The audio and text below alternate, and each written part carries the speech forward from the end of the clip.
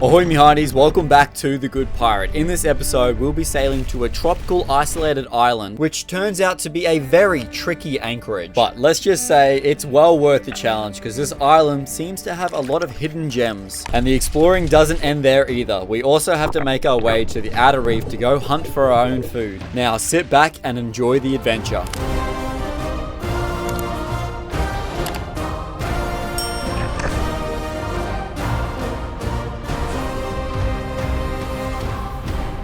So we're about to leave the mooring and it seems to be very, very tangled. Actually, we might drift over it. Yeah, we're good, Took a little bit of fiddling, but we finally got off the mooring. Do you want to? All right, let's get out of here. Today, we are continuing my adventure down the coast of Australia, seeking adventure at every turn. But like every sailing adventure, it all starts with hoisting the sails.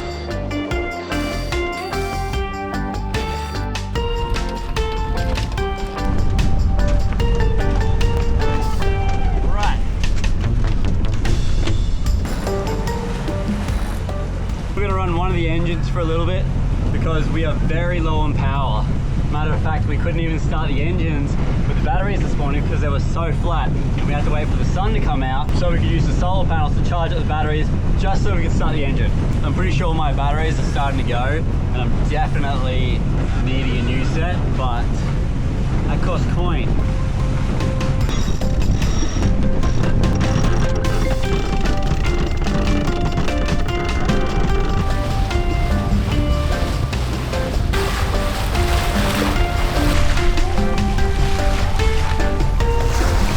Okay, before we continue with today's episode, I want to say a special thanks to Surfshark VPN for sponsoring today's video. Now, when you spend as much time online as I do, it can be like being at sea. It can be a little rough, a little unpredictable. Public Wi-Fi at cafes, airports, marinas. It's like sailing through pirate-infested waters. Your data is just floating out there for anyone to grab. Now, since using Surfshark VPN, it encrypts all my information that I'm sending and receiving online. All my online information, all nice, safe, locked away from any hackers or trackers. Now, it's not all about safety. Surfshark also lets me change my virtual location to anywhere in the world with just a single tap. So even if I'm halfway around the world, I can still stream my favorite shows on my favorite streaming platforms, as well as being able to check up on what's happening over in my hometown. Plus, Surfshark doesn't keep logs, blocks ads and malware, and works on unlimited devices, which means my whole crew can stay protected wherever we decide to anchor. So if you want to surf online safely and freely, then Surfshark VPN is really a fantastic choice. Now, if you are interested in getting Surfshark, I'll have a link in the description, and if you use the code TheGoodPirate on checkout, you'll get an extra 4 months for free. Alright guys, it's time to get back to the episode.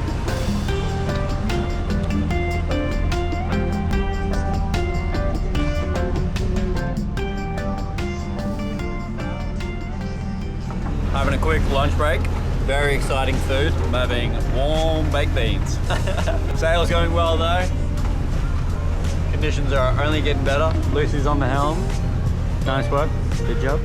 And we're probably about 3 or 4 hours before we get to the island. But yeah, so far making good progress.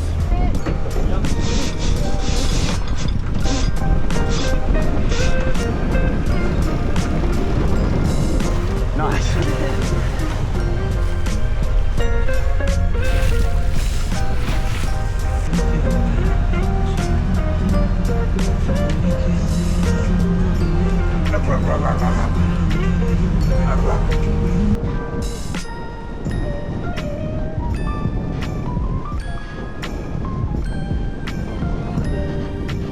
There's the island we're gonna go to. I'm gonna try get in a super shallow spot that looks super protected.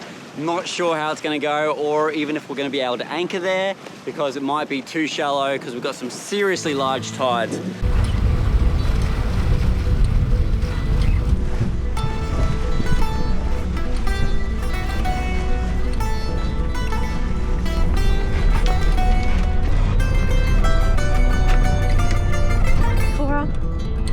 Checking out the spot for us?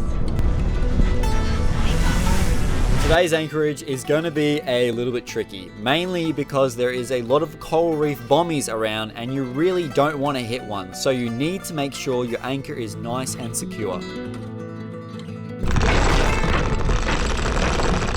Bridle's on? Yeah. We are anchored. The sun is getting close to disappearing. I'm actually going to jump in the water really quickly to make sure that our anchor is super secure because we don't want to drift backwards because there's reef all behind us.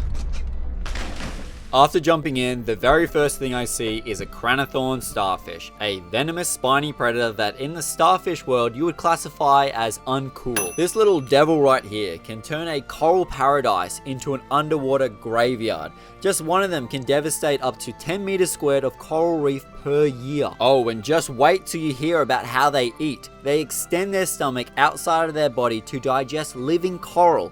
In other words, this starfish sucks, like big time.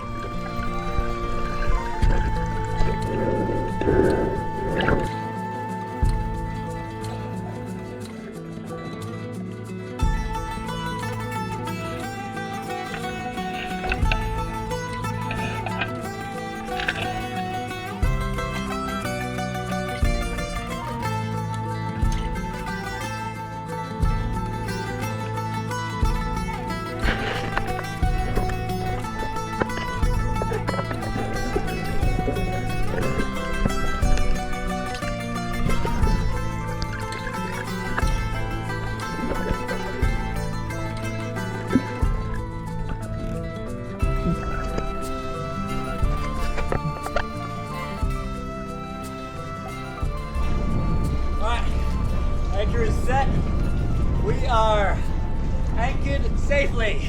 I saw, unfortunately, two cranithorns really close to each other in a short amount of distance. So that's not fantastic. And it's a green zone. So I'm not really sure if you're allowed to get rid of them. Not 100% sure on how you kill them. Some people say that like stabbing them or like cutting them in half doesn't do anything. So I'd love to hear in the comments the correct way of killing cranithorns. And is it like, does it have to be commercial or can you just like buy whatever instrument kills cranithorns? I don't know. But love to hear. Vampire Slayer. I'd love to do my part and like get rid of cranithorns because they're absolutely horrible to the reef. So write in the comments the humane way of killing cranithorns because I'd really like to know. And are you allowed to do it in a national park? I'd like to know that too. All right, so the sun is going. We're probably not going to go ashore tonight. We'll probably go tomorrow morning and save that adventure for then.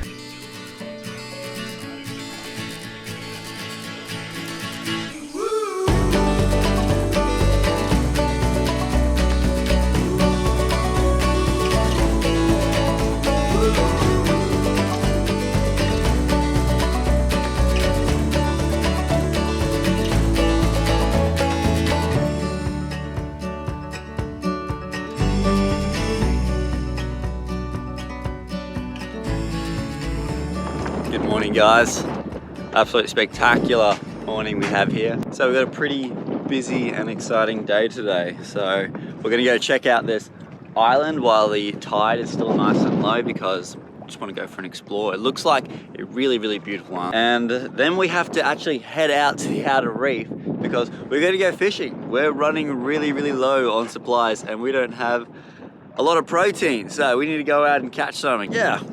We'll wait a little bit just for the tide to change a little bit more. We'll have some brekkie and we'll go from there.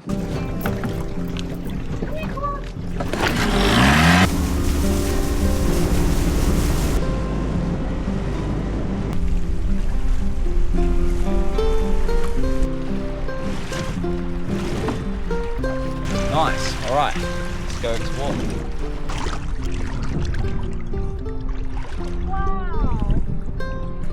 Pretty spectacular, isn't it?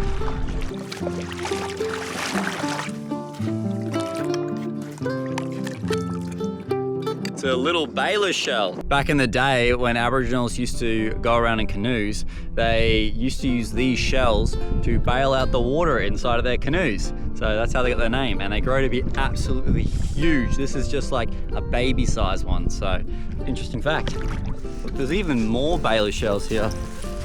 Look at them all. 2 there, bunch more over there. Whoa. Lucy, look at this. Wow, that's gorgeous. Oh my god, it's so stunning. Look at the colors. Wow, that's awesome. It's a cool looking shell. That's so good. Oh, nice. Look at that. Look how shiny it is, like metallic. Very cool. Norla shell. Cool. Surprisingly, there's not a lot of rubbish on this island, like not as much as you usually see. So that's really, really nice to see. Ooh, maybe we've got the remains of a shipwreck here. But it could have been, maybe there's a big shipwreck underneath it.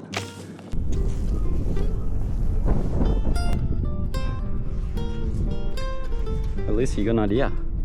Oh, what is it? I don't know, you tell me, you're the one with the idea. All right, so this here is a cuttlefish backplate. And as a kid, when we used to find these on the beach, we would play a little game, and that game is cuttlefish surfing. So I'm gonna demonstrate how it works. Get your cuttlefish plate, put it there on the ground. Here's a stick that I prepared earlier. And what you'd do is you'd stab it just below halfway, and you stab it in there, and then you push it along the sand. And it would surf along the sand. And the best part is, it even worked in the water. So get your kids onto it. It's also fun for all ages. So give it a go next time you find a cuttlefish, because it's surprising how much fun it is. What have we got here? An old letter in a bottle. Nope, just a bottle. Oh well, take this one with us. All right, that was a fun little morning walk. So we're actually gonna make our way back to the boat now. It's super crazy, like there's all this reef right here that's still got water in it. And then there's like a shelf that literally goes down 2 meters where we've parked the dinghy into like where the ocean is. So it's kind of like a little lagoon right here. Super awesome. You got a baby saltwater waterfall here.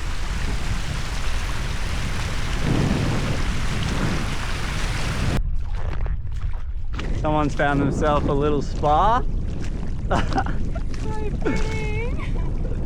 Too shallow to be starting the engine, so we're just drifting our way out with the current. Once getting back to the boat, we wasted no time to lift up the anchor and hoist the sails. Luckily, we had about 12 knots of wind, so we ended up getting to the outer reef pretty quickly.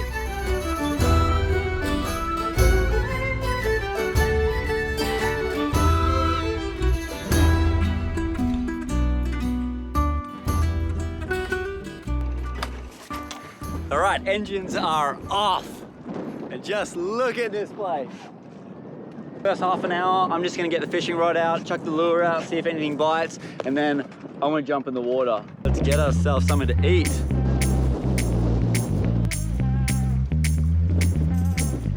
So we're not having much luck with the line, so I'm gonna jump in the water with the spear gun.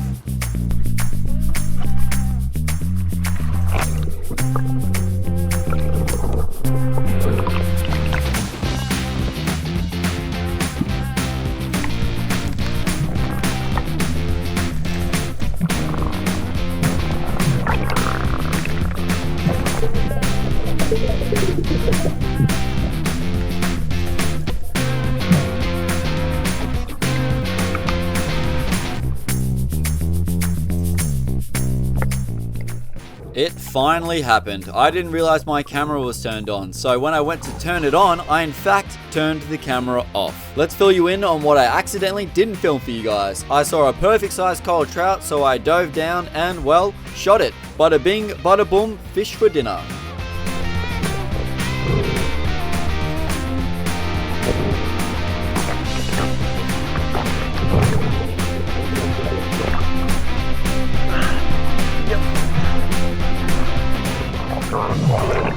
Once we got the coral trout back to the boat, it was time to start making our way back. And on the way, I ended up filleting the fish, and it looked like we were gonna have plenty of fish for the next couple days. All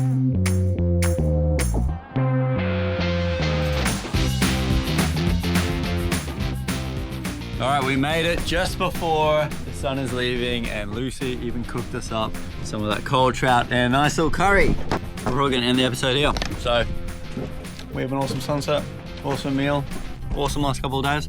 Awesome. And we'll see you guys for the next episode. Bye bye!